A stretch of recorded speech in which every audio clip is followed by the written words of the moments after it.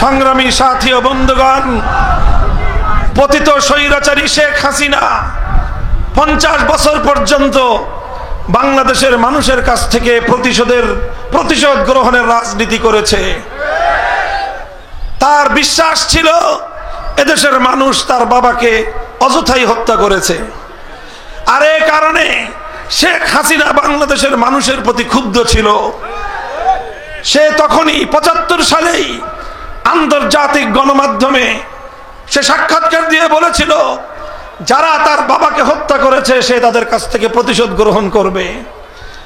75 সালে শেখ মুজিবুর রহমান মারা যাওয়ার পর তার বাকশালের 3.5 বছরের কালো শাসনে নিপীড়িত বাংলাদেশের মানুষ সেদিন উল্লাস করেছিল। এই কারণে শেখ হাসিনা এই বাংলাদেশের সমস্ত মানুষের কাছ থেকে প্রতিশোধ গ্রহণ করবার জন্যই বাংলাদেশের রাজনীতিতে এসেছিল। আমার আল্লাহ পাক রব্বুল আলামিন এই কোমলমতি শিক্ষার্থীদেরকে সাহায্য করলেন। কথা বলেন ঠিক না বেঠিক? অনেক বড় বড় শক্তি শেখ হাসিনার বিরুদ্ধে পারে নাই। শেখ হাসিনার পেছনে যেই ভিনদেশী শক্তিগুলো তাকে বাংলাদেশের জনগণের বিরুদ্ধে ক্ষমতার মসনদে টিকিয়ে রেখেছিল, তাদের মোকাবেলায় গিয়ে বাংলাদেশের বড় বড় রাজনৈতিক শক্তিগুলো বারবার ব্যর্থ হয়েছে, পারে নাই। কিন্তু আবাবিলের মতো আল্লাহ পাক ছোট্ট ছোট্ট ছেলেদেরকে সাহায্য করলেন। আর আল্লাহ যখন সাহায্য করেন, পৃথিবীর কোন শক্তি আমার রবের শক্তির সামনে টিকতে পারে না। শেখ হাসিনাও টিকতে পারে নাই, ফ্যাসিবাদীরা টিকতে পারে নাই, ভিনদেশী শত্রুদের চর দালালরাও টিকতে পারে নাই।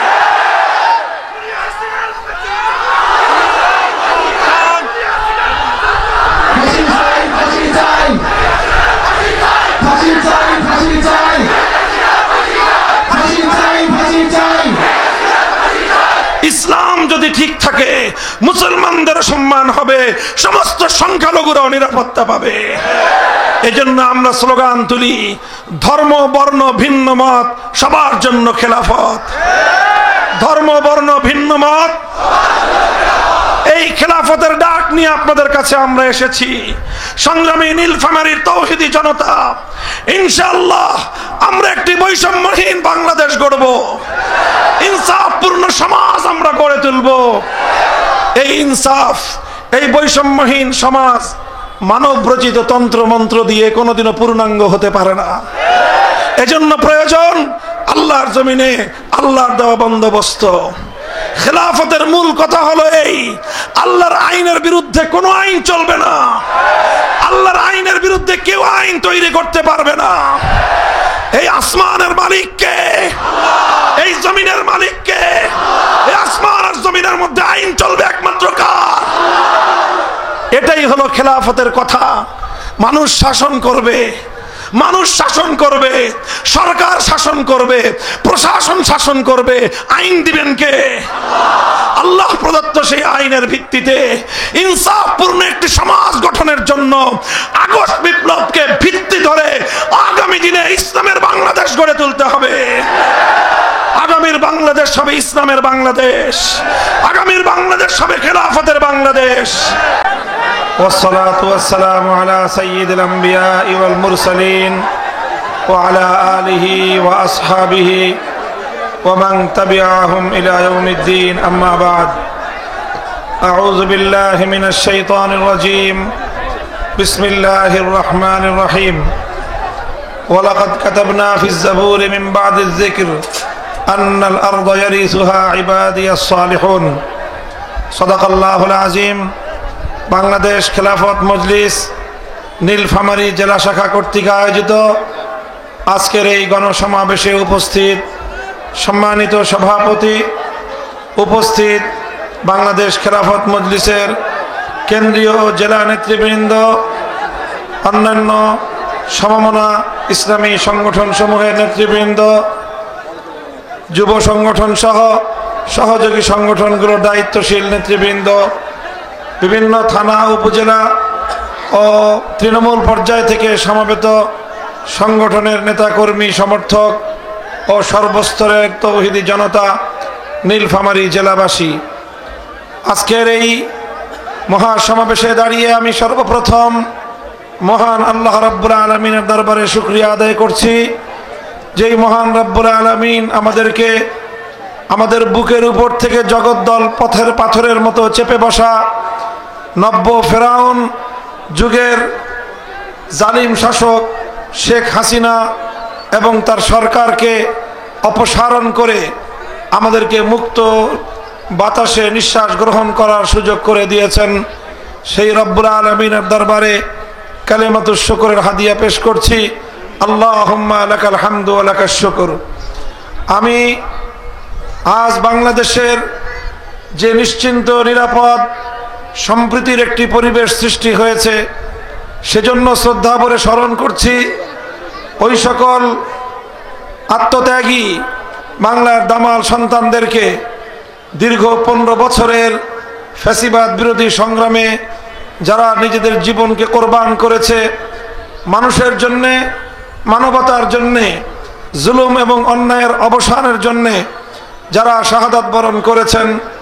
2009 সাল থেকে 2024 সাল পর্যন্ত 57 জন দেশপ্রেমিক সেনা কর্মকর্তা, অসংখ্য অগণিত কোরআন প্রেমিক তৌহিদি জনতা, শাপলা চত্বরের নবী প্রেমিক আশেকে রাসূল, আল্লাহর নবীর আশেক উম্মতেরা 2021 সালের হেফাজতে ইসলাম বাংলাদেশের নরেন্দ্র মোদীর বাংলাদেশ আগমনের প্রতিবাদে আয়োজিত শান্তিপূর্ণ কর্মসূচিতে ফ্যাসিবাদের দোসরদের গুলিতে নিহত হেফাজতে ইসলামের নেতাকর্মী ও 2024 সালের বৈষম্য বিরোধী আন্দোলনে বাংলাদেশে জুড়ে গণহত্যার শিকার সহস্রাধিক আমার বাংলার ছাত্র জনতা ও 3 বছরের শিশু সন্তান থেকে শুরু করে আবার বৃদ্ধ বনিতা নারী পুরুষ যারা এই পতিত স্বৈরাচারী শেখ হাসিনা এবং তার খুনি বাহিনীর নির্মম হত্যাকাণ্ডের শিকার হয়ে শাহাদাত বরণ করেছেন, আল্লাহর দরবারে তাদের সকলের শাহাদাত কবুল করার জন্য দোয়া করছি এবং তাদের এই আত্মত্যাগ যেন গ্রহণ হয় আল্লাহর দরবারে, এবং এটা যেন বাংলাদেশের একটি সুন্দর ভবিষ্যৎ নির্মাণের জন্য এটি আল্লাহ পাক কবুল করেন। আল্লাহর কাছে সেই প্রার্থনা করছি। সংগ্রামী সাথী ও বন্ধুগণ, আজ 5ই আগস্ট, যেই 5ই আগস্টকে বাংলাদেশের মানুষ অনেকেই দ্বিতীয় স্বাধীনতা দিবস হিসেবে আখ্যায়িত করেছে। এই 5ই আগস্ট ফ্যাসিস্ট স্বৈরাচারী হাসিনার পতনের মধ্য দিয়ে বাংলাদেশের মানুষ নতুনভাবে মুক্ত এবং স্বাধীন হয়েছে।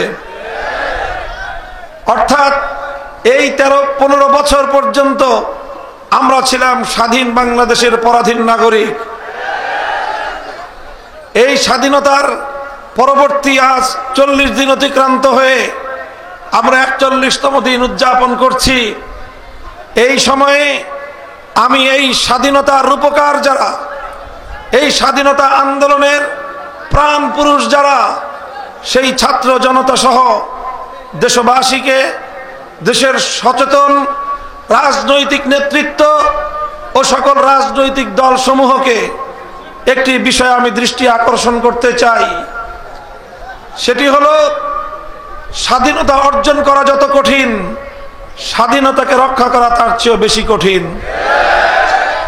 স্বাধীনতার বিপক্ষ শক্তি যারা, যারা এই 5ই আগস্টের মহান বিপ্লব এবং এই অভ্যুত্থানকে যারা বরদাস্ত করতে পারে নাই, তারা কিন্তু বসে নাই।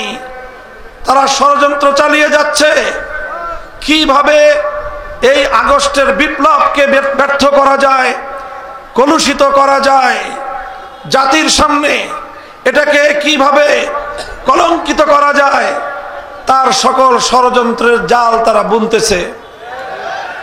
এজন্য আমাদেরকে সজাগ এবং সতর্ক থাকতে হবে। অতীতের অভিজ্ঞতাকে আমি স্মরণ করছি। 1971 সালের যেই মুক্তিযুদ্ধ হয়েছিল এবং আমরা যে একটি স্বাধীন বাংলাদেশ আমাদের পূর্বসূরীদের ত্যাগ আর কোরবানির বিনিময়ে উপহার পেয়েছিলাম, যেই বাংলাদেশ অর্জন করতে আমাদের তিনটি আধিপত্যবাদের বিরুদ্ধে লড়াই করতে হয়েছিল, সাম্রাজ্যবাদী ব্রিটিশ বেনিয়াদেরকে বিতাড়িত করতে হয়েছিল। পশ্চিম পাকিস্তানের পশ্চিমবঙ্গের সাম্প্রদায়িক গোষ্ঠী রবীন্দ্রনাথ ঠাকুর সহ যারা পূর্ববঙ্গের মুসলিম জাতিসত্তার উত্থান এবং উন্মেষকে যারা মুহূর্তকালের জন্য বরদাস্ত করতে পারেনি, সেই পশ্চিমবঙ্গের দাদাবাবু রবীন্দ্রনাথ ঠাকুরদের সাম্প্রদায়িক সহিংসতার মোকাবেলা আমাদেরকে করতে হয়েছে। এরপরে 1947 সাল থেকে 1971 সাল পর্যন্ত পশ্চিম পাকিস্তানের খান পাঠানদের বিরুদ্ধে আমাদেরকে স্বাধিকার সংগ্রাম করতে হয়েছে। আমরা পশ্চিম পাকিস্তানিদেরকে বলেছিলাম, তোমরা আমাদের ভাই, আমরা তোমাদের ভাই, আমাদের মধ্যে সম্পর্ক হবে ভ্রাতৃত্বের। কিন্তু খান পাঠানরা বলেছিল, না, তোমরা বাঙালি, তোমরা আমাদের দাস, আমরা হবে তোমাদের প্রভু। মজলুম জননেতা মাওলানা আব্দুল হামিদ খান ভাসানী তখনই বলে দিয়েছিলেন, তোমাদেরকে ওয়ালাইকুম আসসালাম। সংগ্রামী সাথী ও বন্ধুগণ, সেই সুরে সুর মিলিয়ে আজও আমরা বলতে চাই, এই পৃথিবীতে আমাদের একজনই রব, যিনি আরশের মালিক মহান রব্বুল আলামিন। আরশের রব ছাড়া এই জমিনে আমাদের কোনো প্রভু নাই।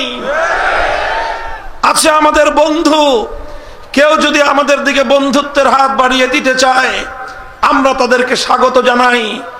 আর কেউ যদি এই জমিনের মানুষ হয়ে শক্তির বলে, পেশি শক্তির বলে, সন্ত্রাসের বলে, অথবা বিশাল দেশ হওয়ার বলে আমাদের উপর প্রভুত্ব করতে চায়, আমরা তাদের চোখ উপড়ে ফেলবার জন্য প্রস্তুত রয়েছি। আমাদের পরিষ্কার ঘোষণা, আমাদের রব একজন, সেই এক রব ছাড়া আর কারো প্রভুত্ব আমরা মানি না। দুঃখ এবং পরিতাপের বিষয় হলো 1971 সালে আমরা পর্যায়ক্রমিক ঐতিহ্যের যেই সংগ্রামের মধ্য দিয়ে 55,000 বর্গ মাইলের এই স্বাধীন ভূখণ্ডটি আমরা মুক্ত এবং স্বাধীন পেয়েছিলাম। স্বাধীনতা অর্জনের কয়েক মাসের মধ্যেই 1971 সালের 16 ডিসেম্বর এর কয়েক মাসের মধ্যেই বাংলাদেশের সংখ্যাগরিষ্ঠ সেই সময়ের 7 কোটি মানুষের ইচ্ছা এবং অভিপ্রায়কে বৃদ্ধাঙ্গুলি দেখিয়ে বাংলাদেশের হাজার বছরের চিন্তা চেতনা, কৃষ্টি কালচার, ঐতিহ্যকে ভুলুণ্ঠিত করে ভিন দেশি একটি শক্তি তাদের দেশের সাংবিধানিক শক্তিকে, সাংবিধানিক মূল চেতনাকে আমাদের জাতির উপর চাপিয়ে দিয়ে ছোট্ট একটি চিরকুটের মাধ্যমে, একটি প্রেসক্রিপশনের মাধ্যমে আমাদের দেশের সংখ্যাগরিষ্ঠ মানুষের চিন্তা এবং চেতনার বিরুদ্ধে, 71-এর মুক্তিযুদ্ধের চেতনার বিরুদ্ধে একটি সংবিধান তৈরির মধ্য দিয়ে বাংলাদেশের ঐতিহাসিক 71-এর বিজয়কে ছিনতাই করা হয়েছিল। কাজেই সেই থেকে আমরা এখন বলতে চাই, আমরা সোচ্চার এবং সজাগ আর সতর্ক থাকতে চাই।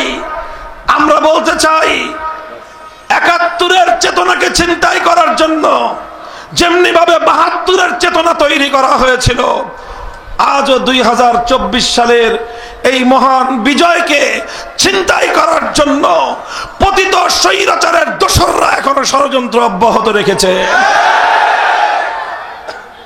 বলে যে সীমান্তের আশেপাশে আছে, চট করে ঢুকে পড়তে চায়। এখানে তার খুনি হাতুড়ি লীগ আর হেলমেট লীগের সন্ত্রাসীদেরকে আবার জড়ো করবার পায়তারা চালাচ্ছে। আমি আগস্টের বিপ্লবী বাংলার তৌহিদি জনতাকে বলতে চাই, এই পতিত দেশ বিরোধী ষড়যন্ত্রকারী চক্রান্তকে যে কোনো মূল্যে রুখে দিতে হবে।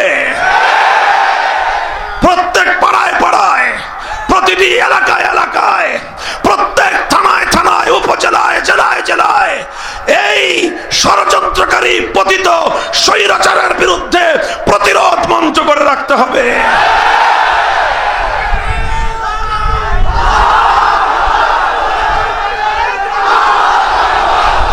সংগ্রামী সাথী ও বন্ধুগণ, পতিত স্বৈরাচারী শেখ হাসিনা 50 বছর পর্যন্ত বাংলাদেশের মানুষের কাছ থেকে প্রতিশোধ গ্রহণের রাজনীতি করেছে।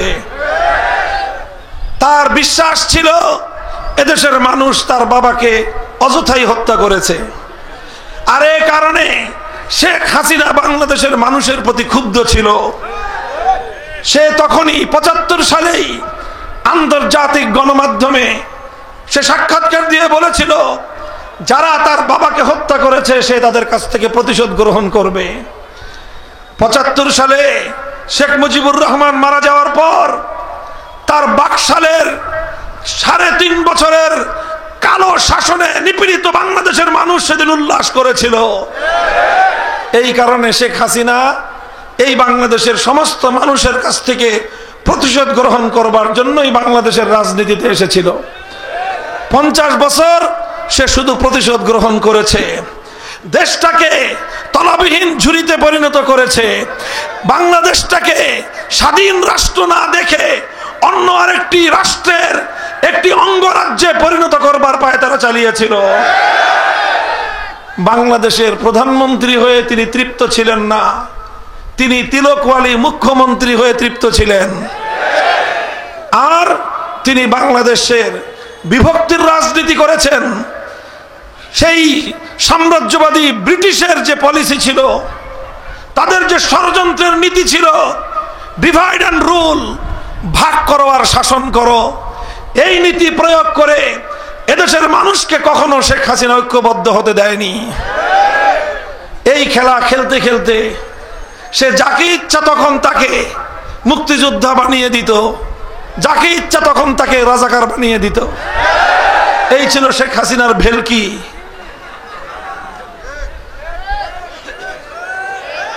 সংগ্রামী সাথী ও বন্ধুগণ, আপনারা দেখেছেন আগস্ট বিপ্লবের সময় বাংলাদেশের 4 কোটি ছাত্র জনতা যারা মাঠে নেমেছিল কোটা সংস্কারের দাবি নিয়ে।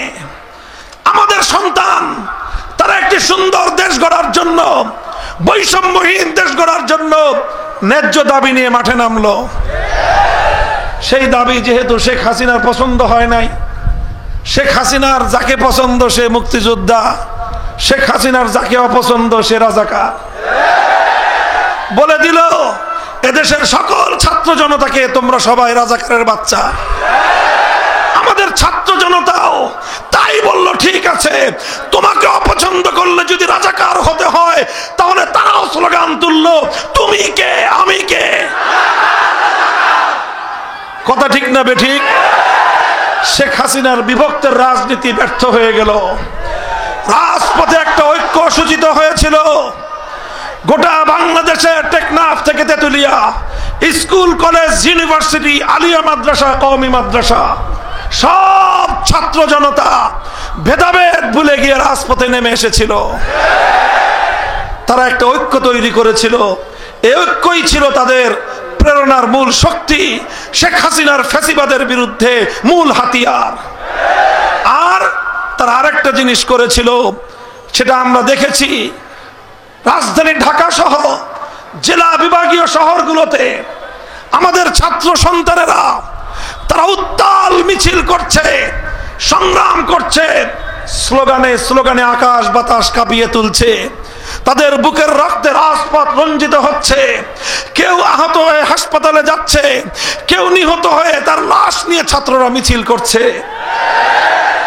যখনই নামাজের সময় হয়ে গেল, ওই ছাত্ররাই, কেউ স্কুলের, কেউ কলেজের, কেউ ইউনিভার্সিটির, আল্লাহু আকবার আল্লাহু আকবার আজানের আওয়াজে, আজানের ধ্বনিতে ঢাকা সহ রাজধানী সহ বাংলার আকাশ বাতাস মুখরিত করে তুলল। একজন ইমামতিতে দাঁড়ালো, সে কোনো মাদ্রাসায় পড়ে নাই, সেই স্টুডেন্ট কোন ইউনিভার্সিটির, প্রাইভেট অথবা পাবলিক, সে দাঁড়িয়ে গেল ইমামতিতে। তার পিছনে সারিবদ্ধ শত সহস্র ছাত্ররা, তারা রাজপথের উত্তপ্ত পিচ ঢালা সেই শাহাদাতের রক্তে বিধৌত সেই মাটিকে চাই নামাজ বানিয়ে আল্লাহর দরবারে সেজদায় লুটিয়ে পড়ল। এরপর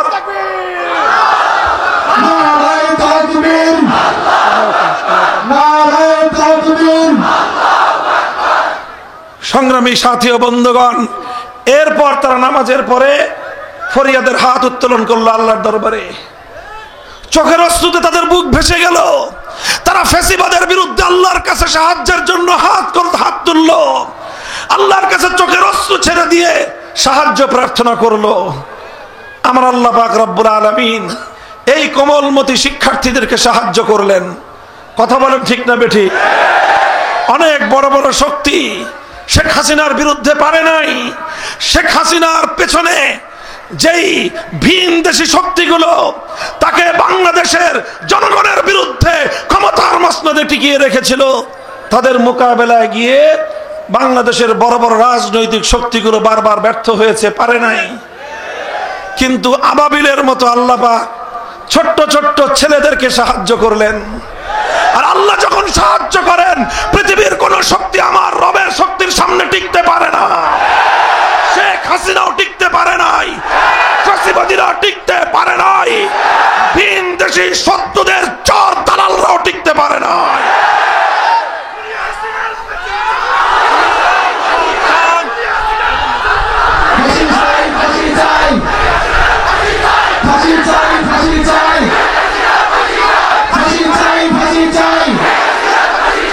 সংগ্রামী সাথী ও বন্ধুগণ, আমাদের স্পষ্ট কথা, অনেক মায়ের কোল খালি করেছে, অনেক বাবা তার সন্তান হারিয়েছে, বাংলাদেশের ভাইয়েরা ভাই হারিয়েছে, বোনেরা ভাই হারিয়েছে, সন্তান হারিয়ে গোটা বাংলাদেশ বধ্যভূমিতে পরিণত হয়েছে। শেখ হাসিনা দেশটাকে ধ্বংসের রাজনীতি করেছিল। এখন আমাদের সময় এসেছে বাংলাদেশকে সঠিক ধারায় পরিচালিত করবার। এই বাংলাদেশের সঠিক ধারা নির্ণীত হয়েছে আগস্ট বিপ্লবের মাধ্যমে। এই বাংলাদেশের ভবিষ্যৎ নির্মাণ হয়েছে জুলাই এবং আগস্টের রাজপথে আল্লাহু আকবারের ধ্বনির মাধ্যমে। এই বাংলাদেশ উদার সাম্প্রদায়িক সম্প্রীতির বাংলাদেশ। হিন্দু, বৌদ্ধ, খ্রিস্টান সহ সকল সংখ্যালঘুরা সব ধরনের নিরাপত্তা ভোগ করবে বাংলাদেশে। তাদের ভয়ের কারণ নাই, কারণ এতদিন পর্যন্ত সংখ্যালঘুদের উপর আসল নির্যাতন যারা চালিয়েছে তাদের রূপ ছিল রাতের অন্ধকারে তারা কালনাগিনী হয়ে ছোবল মারত, দিনের বেলায় তারাই তারা ওঝা হয়ে ঝাড়তে আসতো। এই ছিল তাদের নাটক। আর এই নাটকের কলা কুশীলবরা যতদিন বাংলাদেশ থেকে উৎখাত থাকবে, ততদিন বাংলাদেশের সংখ্যালঘুদের উপর কেউ হাত তুলবার সাহস পাবে না। এদেশের আলেম সমাজের কাছে আল্লাহ এবং তার রাসূলের পক্ষ থেকে সংখ্যালঘুদের জান, মাল, ইজ্জত, আবরু আমানতের দায়িত্ব। সংখ্যালঘুরা নিরাপত্তা পাবে। সংখ্যাগরিষ্ঠ মুসলমানদের ধর্মীয় চিন্তা এবং চেতনার প্রতি সম্মান বহাল রাখতে হবে। কথা বলেন ঠিক না বেঠিক? ইসলাম যদি ঠিক থাকে, মুসলমানদের সম্মান হবে, সমস্ত সংখ্যালঘুরাও নিরাপত্তা পাবে। এজন্য আমরা স্লোগান তুলি, ধর্ম বর্ণ ভিন্ন মত সবার জন্য খেলাফত।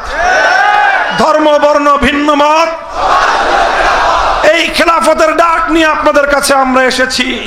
সংগ্রামী নীলফামারীর তৌহিদি জনতা, ইনশাআল্লাহ আমরা একটি বৈষম্যহীন বাংলাদেশ গড়ব, ইনসাফপূর্ণ সমাজ আমরা গড়ে তুলব। এই ইনসাফ, এই বৈষম্যহীন সমাজ মানব রচিত তন্ত্র মন্ত্র দিয়ে কোনোদিনও পূর্ণাঙ্গ হতে পারে না। এজন্য প্রয়োজন আল্লাহর জমিনে আল্লাহর দেওয়া বন্দোবস্ত। খেলাফতের মূল কথা হলো এই, আল্লাহর আইনের বিরুদ্ধে কোনো আইন চলবে না। আল্লাহর আইনের বিরুদ্ধে কেউ আইন তৈরি করতে পারবে না। এই আসমানের মালিক কে? এই জমিনের মালিক কে? এই আসমান আর জমিনের মধ্যে আইন চলবে একমাত্র কার? এটাই হলো খেলাফতের কথা। মানুষ শাসন করবে, মানুষ শাসন করবে, সরকার শাসন করবে, প্রশাসন শাসন করবে, আইন দিবেন কে? আল্লাহ প্রদত্ত সেই আইনের ভিত্তিতে ইনসাফপূর্ণ একটি সমাজ গঠনের জন্য আগস্ট বিপ্লবকে ভিত্তি ধরে আগামী দিনে ইসলামের বাংলাদেশ গড়ে তুলতে হবে। আগামীর বাংলাদেশ হবে ইসলামের বাংলাদেশ, আগামীর বাংলাদেশ হবে খেলাফতের বাংলাদেশ। তবে এই মুহূর্তে আমাদেরকে সম্মিলিত থাকতে হবে, ঐক্যবদ্ধ থাকতে হবে, যেন আবার পতিত পরাজিত স্বৈরাচারী ষড়যন্ত্রকারী শক্তি যেন আবার মাথাচাড়া দিয়ে উঠতে না পারে। এই জন্য আমি আওয়ামী দুঃশাসনের শিকার প্রতিটি রাজনৈতিক অঙ্গনকে মহলকে উদাত্ত আহ্বান জানাবো। বাংলাদেশ জাতীয়তাবাদী দল বিএনপি, জামায়াতে ইসলামী বাংলাদেশ, ইসলামী আন্দোলন বাংলাদেশ, হেফাজতে ইসলাম বাংলাদেশ, বাংলাদেশ খেলাফত মজলিস, জমিয়ত উলামা ইসলাম, নেজামে ইসলাম, গণতন্ত্র মঞ্চ, গণ অধিকার পরিষদ, এলডিপি, এনডিপি সহ যারা যারা ফ্যাসিবাদের বিরুদ্ধে রাজপথে নেমেছিলেন, আমাদের ভুলে গেলে চলবে না। আমরা আমাদের রাজনৈতিক মতাদর্শ যার যার জায়গা থেকে জাতির সামনে পেশ করব, উপস্থাপন করব, যুক্তি দিয়ে যা মানুষকে বোঝাবো, মানুষের সমর্থন নিয়ে দেশটাকে পরিচালনা করার চেষ্টা করব। কিন্তু পতিত বাংলাদেশ বিরোধী ষড়যন্ত্রকারী ভিনদেশী চর আওয়ামী রাজনীতিকে বাংলাদেশে পুনর্বাসিত হতে দেওয়া যাবে না। এই জন্য আমাদের এই জায়গার ঐক্যটা যেন দুর্বল হতে না পারে। খবরদার, সাপের লেজে পাড়া দিয়ে যদি ছেড়ে দেন, এই সাপ কিন্তু ঘুরে ছোবল মারবেই। এই শেখ হাসিনা যে বলেছিল পতনের 3 দিন আগেও শেখ হাসিনা পালায় না, বলেছিল। আওয়ামী লীগের রাজনীতি যারা করতেন আর ভবিষ্যতেও করবেন কি করবেন না সেটা আপনার বিষয়, কিন্তু আমার তো আপনার জন্য করুণা হয়, আফসোস লাগে। আগামী দিনে বাংলাদেশের মানুষের সামনে কোন মুখে আপনারা কথা বলবেন? আপনারাও তো নেত্রীর সুরে সুর মিলিয়ে বলেছিলেন বঙ্গবন্ধুর কন্যা শেখ হাসিনা পালায় না। এখন আমি আপনাদের কাছে জানতে চাই, শেখ হাসিনা পালাইছে না পালায় নাই? শেখ হাসিনার